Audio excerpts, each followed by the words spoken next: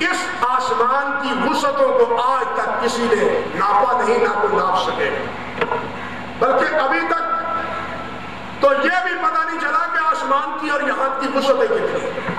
اب ان سالوں میں ثابت ہو رہا ہے کہ جناب ہمارے اس سورج کے علاوہ اور بھی کئی سورج ہیں، اس آسمان میں اور بھی کئی سورج ہیں۔ سائنسدان کہتے ہیں کہ جس کے آگے پھر نظام ہے، اس سورج کے بعد جس طرح نظام ہے، فلکی نظام ہے، وہ کہتے ہیں اس کے اوپر بھی کچھ سورج ہے جو اب ہمیں نظر آ رہے ہیں، دوربین کے ذریعے، خوربینوں کے ذریعے، دوربینوں کے ذریعے وہ نظر آ رہے ہیں۔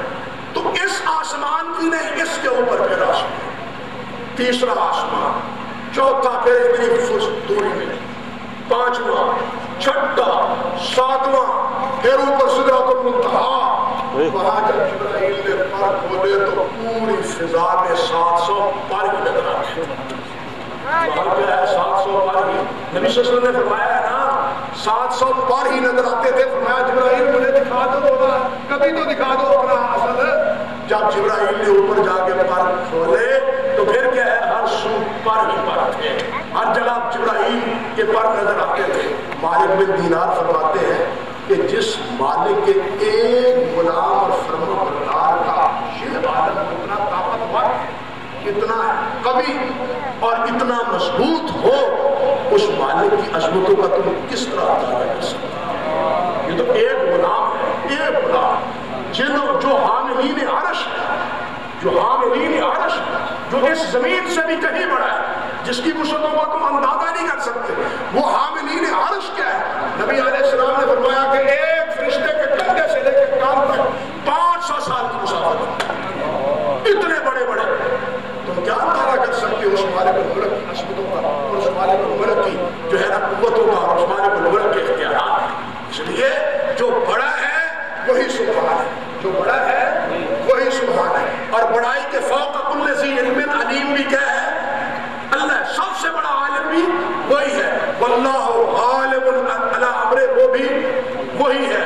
اور اس کے ساتھ یہ بھی اللہ اکبر کبیرہ، اللہ اکبر کبیرہ، کہ سارے سارے سارے نیچے ہیں، اوپر سب کے کون ہے؟ اللہ۔ اللہ اکبر کون ہے؟ بڑا کون ہے؟ باقی سب چھوٹے۔ بڑا اللہ ہے، باقی سب چھوٹے۔ یہ جو اللہ اکبر ہے یہی عظیم ہے، یہ اکبر جو ہے یہی کیا ہے؟ عظیم ہے۔ جو اکبر اور عظیم ہے، صحیح بات ہے کہ تسبیح و تحلیل کے لائق بھی وہی ہے اور نہیں ہے۔ اسی لیے یہ کلمہ توحید کے اللہ سبحانہ و تعالیٰ کو پسندیدہ ہے کہ میرا بندہ میری عظمتیں کہتا ہے، میرا بندہ میری یکتائیوں کے ترانے گاتا ہے، میرا بندہ میری وحدانیت کے کلمات دہراتا ہے۔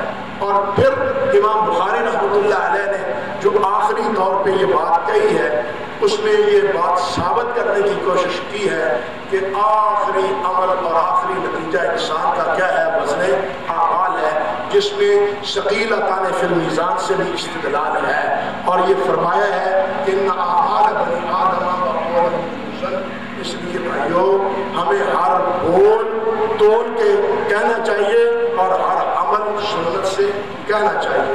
علامہ کرمانی رحمۃ اللہ علیہ نے ایک بات کہی ہے کہ اس آخری حدیث کا پوری کتاب سے تعلق بھی ہے۔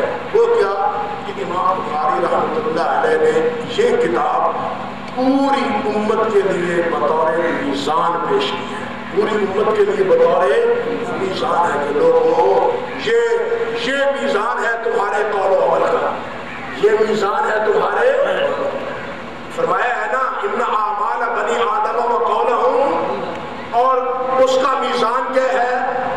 جو قول ہے سنت کے مطابق ہو، جو عمل ہے سنت کے مطابق ہو، اس میں تو وزن ہوگا، جو سنت کے مطابق نہیں ہوگا اس میں کوئی وزن نہیں ہوگا۔ یہ ہے سنت، یہ ہے نبی علیہ السلام کا طریقہ اور اسوہ، یہ ہے تمہارے لیے میزان۔ اس کے مطابق عمل ہوگا، سنت کے مطابق تو اعمال میں وزن ہوگا، ورنہ خسرت دنیا والآخرہ کا مصداق لوگ بنیں گے۔ اللہ سبحانہ و تعالیٰ اس رسوائی سے بچائے اور اللہ ذو الجلال ہمارے اعمال خالصتاً اپنی رضا کے لیے کرے۔ اللہ ذو الجلال ہماری بخشش اور مغفرت کا سبب بنائے۔ اللہ ذو الجلال والإکرام جو بیمار ہیں، جو مریض ہیں، اللہ ان کو شفا عطا فرمائے، جو پریشان حال ہے اللہ ذو الجلال ان کی پریشانیاں دور فرمائے، جو ضرورت مند ہے اللہ ذو الجلال ان کی ضرورتیں، نیک حاجات، اچھی حاجات وہ اللہ ذو الجلال پوری کرے۔ یہ بھی بخاری شریف کا اعزاز ہے، یہ بھی علماء 1 2 3 4 5 نہیں متعدد کہتے ہیں کہ یہ بھی تجربات سے ثابت ہوا ہے کہ صحیح بخاری مشکلات میں اس کا اختتام کیا جائے اور اختتام پر اللہ سے دعا کی جائے تو اللہ ذو الجلال اس دعا کو ضائع نہیں کرتے۔